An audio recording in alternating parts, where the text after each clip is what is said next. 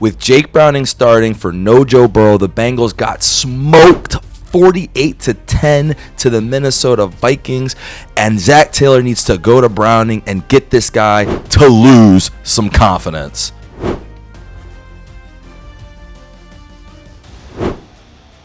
In their first game without Joe Burrow, the Bengals got absolutely cooked 48-10.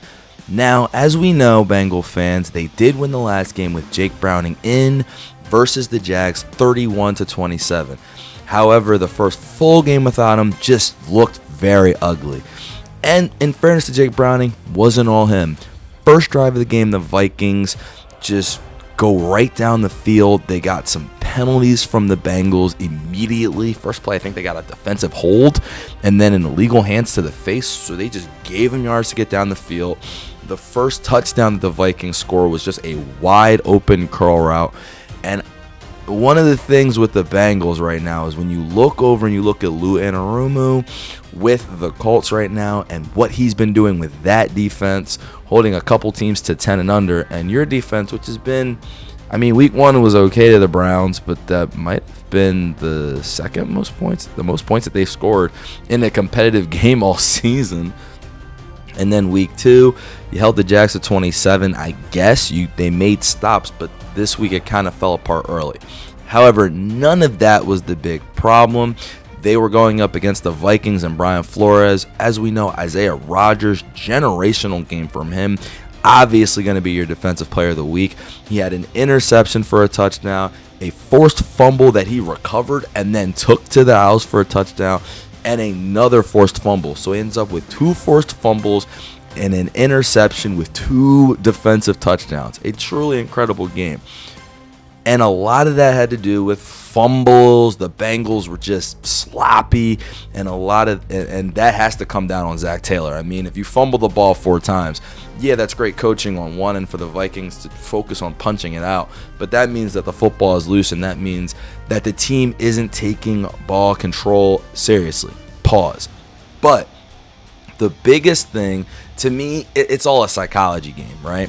So when you're the Bengals, you come out, you let up a touchdown, that's fine. Then they don't score, and then what you see is the Bengals defense kind of starts getting stops. They got a bunch of sacks on Carson Wentz. He's just trying not to make mistakes. And after that first scripted drive, he couldn't really find rhythm for a little bit until the gate started opening up after those turnovers.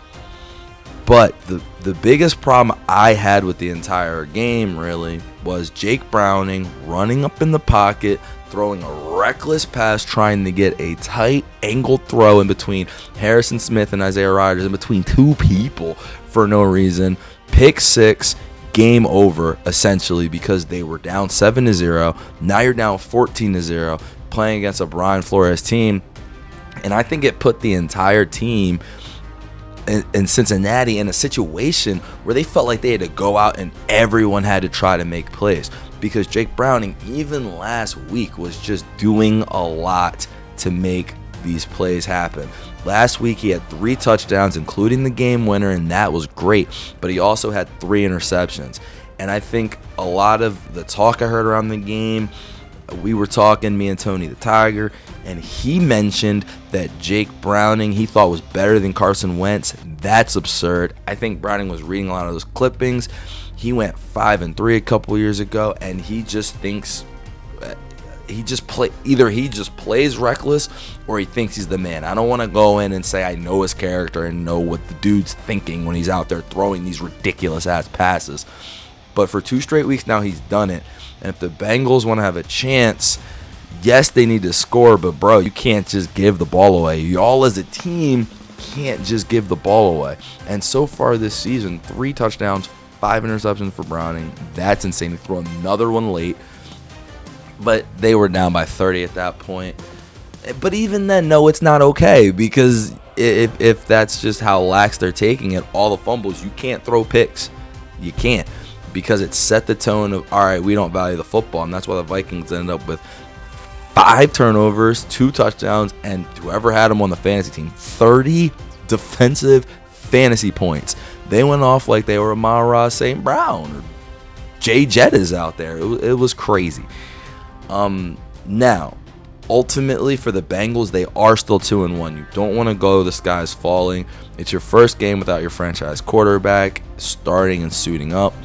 The defense, they look bad at points. They were getting run on. Jordan Mason had 100 rushing yards, plus with 2 touchdowns as well. They were even using a backup. But when you're already down 31-3, I mean, they're human beings. The psychology's got to be like, all right, and we can't fucking score, so you're going to lax up a little bit on defense, not want to just go in there and break your neck out there for what seems to be just a pitiful performance from the offense.